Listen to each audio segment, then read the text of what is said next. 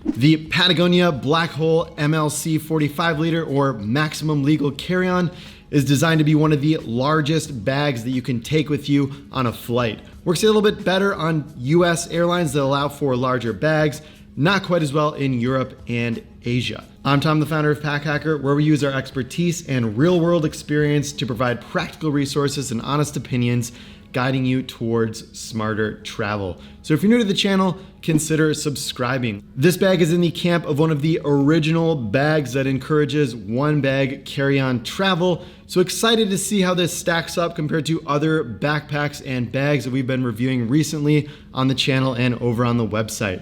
Let's jump in and check it out.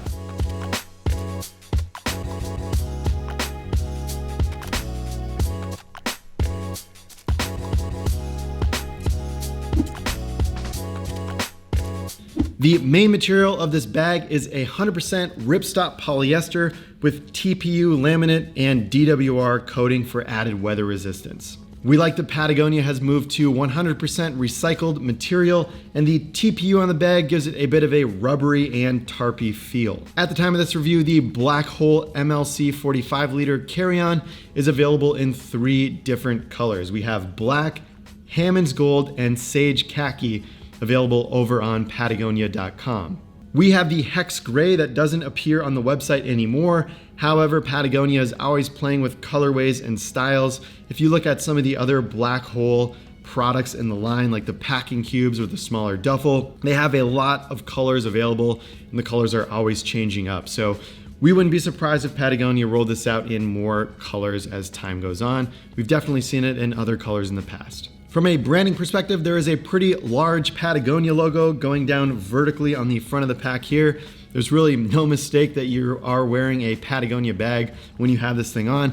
And then there's another logo on the wearer's left shoulder strap. That's just the standard Patagonia colored logo. We like where this one is placed and the size of it. However, on the front, we think that this is a little bit large and kind of screams at you a little bit too much. In our testing, we didn't receive too many positive compliments on the look. We decided to throw it out to our Instagram audience and get their take on the way the bag looks. So if you want to be involved in future polls, be sure to head over and follow us at Pack Hacker on Instagram. To wrap up the rest of the materials, we have a durable water repellent coating for additional weather resistance on the exterior of this bag. We have Duraflex hardware used on places like the sternum strap, where the straps attach to the bag, as well as these strap adjusters. And then we have Japanese YKK zippers. We especially like that a number 10 really big YKK zipper has been included for the main closure of the bag. Let's kick it off with the harness system, or rather the more duffel bag-like carry that these straps provide. These straps themselves are comfortable, and they have a bit of a curve as well to add to the ergonomics, just to fit your body a little bit better. Below these 2 nylon loops, one where the logo is, we have a sternum strap with a thin PALS-like webbing where it attaches with some plastic hardware. Typically, we like to have sternum straps that attach a little bit more permanently by buckle or something of that nature, but these plastic clips have done pretty well so far in testing. One funky thing on this bag is that these strap adjusters at the bottom are reversed. So instead of pulling these straps down and towards your back to tighten, you sort of pull them up towards your chest to tighten the straps up. And that's okay, that's a little bit different than what we are used to. The one negative that happens is that if you use these elastic keepers and kind of tighten it up and try to manage some of that excess strap, the rest of the strap can kind of flap around near your chest and just kind of get in the way. So definitely something to note. A little bit different here than the standard pull back to tighten on other bags. This area at the bottom can kind of weirdly stick into your back and hips as well, especially these clips on the side, as well as at the bottom here. It kind of gets bunched up if you don't have a laptop in here holding that space a little bit more. And if you don't have this thing fully packed up, it can kind of stick to your lower back a little bit weirdly as well. The straps here are easy to unclip and stow away quickly if you want to carry this bag in briefcase mode or messenger mode with the shoulder strap. Overall, we think this bag is pretty blocky in messenger mode. It's big, not necessarily comfortable to carry, and if it's full, it's going to be kind of this giant rectangle on the side of you, and if it is empty, it's going to kind of contour to your body and curve around. providing a weird look and an uncomfortable carry to go along with it. We think that this is suboptimal and not the best experience. However, your mileage may vary. We'd love to hear in the comments below if you like carrying bigger bags like this in messenger style. On the harness system, there's really no frame sheet on the back to speak of here. Really nothing that gives the bag additional structure unless you have a laptop inside of here. We get why duffel bags and duffel bag backpack hybrids are designed this way. However, with the Patagonia MLC 45 liter, it is kind of like a giant rectangle, and we think a little bit of structure added could go a long way for this bag. Wrapping up the back panel, we have a luggage pass-through / pocket going on in the back here. So if you unzip the bottom part here, that's a luggage pass-through. If you keep that zipped up, it can be used as a quick drop pocket close to your body when you're wearing this in messenger style mode. And if you are gonna use this as on top of a piece of luggage, say you have a roller bag and your partner has this, or vice versa, something like that, you just wanna make sure that that roller bag is big enough and has enough structure at the base to support this thing, because it's a massive bag, and again, pretty much no structure at all to it. There are two handles, one at the top and one at the wearer's right-hand side. We'll definitely take a handle any day, and it makes traveling with these bags a lot better. If you want an example of a company that does side handles really well, check out the Evergoods CTB 40. They actually have these aluminum stays on the side that support and structure the bag as you're carrying them from the side handle, and they're also really low profile when not in use. I think Patagonia could learn a thing or two from Evergoods on that. Next up, we have a bit of a side pocket here. At first, we thought it was for a water bottle. However, it's just for a luggage tag that you can quickly pull out. You can put any information in here. Not really sure if anybody that finds this bag is gonna know where to look for that, but it is there. And originally, we kind of wanted a water bottle pocket, but since this is the MLC design where everything is just as big as possible, we kind of understand why they didn't include one with this bag. But really, we don't think this luggage tag is super useful, and it's not very intuitive if somebody was gonna find your bag. Another side handle could have sufficed here as well. And lastly, we have a row of PALS-like military webbing going on the top and the bottom front of the bag here. Now, this isn't really standard. The way that Patagonia has sewed this on, it's more like little tiny loops rather than flat across. But it's good for attaching additional accessories or a carabiner if you want to hang anything on the outside of the bag. Starting with the front, we have a small vertically zippered pocket here, horizontal if you're wearing it in messenger mode.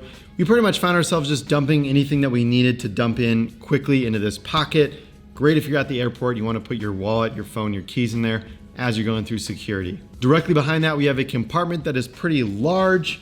Gives you access to a bunch of different organization options inside. On the flap, there are 3 liner pockets at the back that go down about the entirety of the bag, and they are equally sized across the bag. In the front of those 2 pockets, there are 2 mesh pockets on one, so you can easily see what's going on inside. And then on another, there is a smaller liner pocket. And on the front of that liner pocket, we have 3 places for pens, pencils, and styluses. And to the side of that, there is a padded pocket that appears to be perfect for a smaller flip phone or something of that nature. Okay, that is a lot of organization going on in the front flap. Behind that, in the main compartment, obviously there is a big space for anything you want to put in here. Maybe just like a jacket or something that you want to shove in quickly. And behind that, there are 2 Velcro liner pockets that go down the entirety of the bag as well when it's sideways. We like the Velcro here on these pockets. However, with those Velcro strips so small, it can be hard to quickly match the hook side with the loop side of the Velcro if you're in a hurry, depending on how the liner has shifted around. Overall, we dig all the organization going on in this pocket. We just wish it zipped down a little bit further so we could get better access to the organizational pieces inside. Moving on to the back of the bag, we have a pretty large opening for laptops here, and this is going down, again, vertically if you are in backpack mode, horizontally if you're in messenger mode. There's padding on the back and the front of this. Again, no frame sheet for that additional structure. A lot of the stiffness of the bag is going to come directly from your laptop, but it is just a big cavernous space that can fit larger laptops as well. Additionally, there is a false bottom here, which means that the laptop is a little bit suspended compared to the bottom of the bag. So there's a little buffer, a little padding there to help protect from unexpected drops. Now opening up this main compartment, we are greeted with this big number 10 YKK zipper, and we like that that's there for additional durability. On the right-hand side, we pretty much have a giant bucket with a mesh zipper on the top. So you can just load this up with clothes, folded and rolled, sweatshirts, everything, just kind of pack it out. But again, packing cubes are gonna help with that additional structure here. Any packing cubes will really do and add some structure to this bag. However, you could use the Patagonia Black Hole packing cubes if you want to keep everything in the same visual family. And those are a little bit stiffer, which again will help give this bag some structure. Check out our full review on the Black Hole cubes if you want to learn more about how they work. The top flap, although shallow, offers some additional organization as well. On the front, there are 2 mesh divider pockets that are good for socks and underwear, things of that nature that are flatter and smaller. And behind that, there is another large pocket that goes across the entirety of the top flap of that bag. Again, good for flatter items. Maybe you want to throw some dress shirts in there, things that just want to remain separate from the rest of the items in your bag.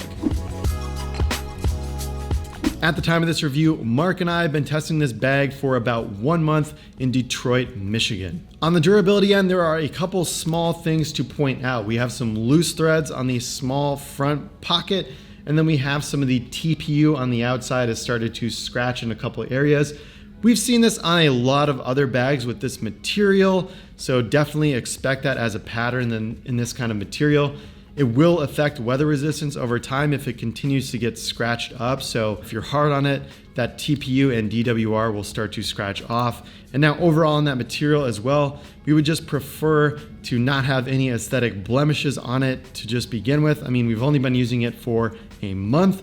Overall, we wish that was a little bit better right off the bat, especially with a bag of this price point. In usage, this thing is really a beast. You kind of need to create your own structure with this bag with packing cubes and items inside. If it's not full, we found the carry to be highly affected. When we loaded this up with clothing and other travel-like items, we found the structure to be pretty good. However, if you want to bring this to the grocery store and load it up with items of different sizes, shapes, and weights, it's just going to be a mess. It's not comfortable to carry, and the bag just kind of goes all over the place because it's really floppy. Between the different carry modes of duffel, backpack, and messenger, we didn't really find any of these modes to provide the comfort that we would like in a bag. Sometimes bags that are trying to do all these different styles are a bit too much, especially at this larger size and this rectangular shape. If you want to get a larger duffel, say something around 50 or 60 liters that you can just abuse and throw things into and check when you bring a smaller carry-on on the plane, that definitely works as well. But this kind of rectangular shape sort of sits in the middle of both of those two styles. We think this is a bit tough for urban travel, especially on the plane, and bags like this are usually better checked. So to wrap this thing up with some pros and cons, these straps are comfortable and ergonomic, even though the rest of the harness system doesn't really support them. There's some nice organization options in the front pocket. The max volume carry-on works well for a lot of airlines, especially domestically here in the US. Onto some of the cons, there is very little bag structure that provides a floppy carrying experience if it's not perfectly packed and loaded. The TPU material scuffs and scratches easily, affecting the weather resistance overall. Lastly, this bag is not optimized for carry in backpack mode, messenger mode, or briefcase mode. We're not the biggest fans of large bags that try to be a backpack, messenger, and a duffel all at once, especially if the backpack harness system is not optimal. We get what Patagonia is going for here, and if you're looking for a large carry-on, it could work for you. This is one of the original bags that kicked off the one bag movement. However, there are better, more comfortable options out there on the market for bags of this size. So there you have it, our review of the Patagonia MLC 45 liter. Be sure to let us know in the comments below what you think of this bag. We would love to hear your thoughts. Thanks for keeping it here at Pack Hacker, your guide to smarter travel. We'll see you in the next video.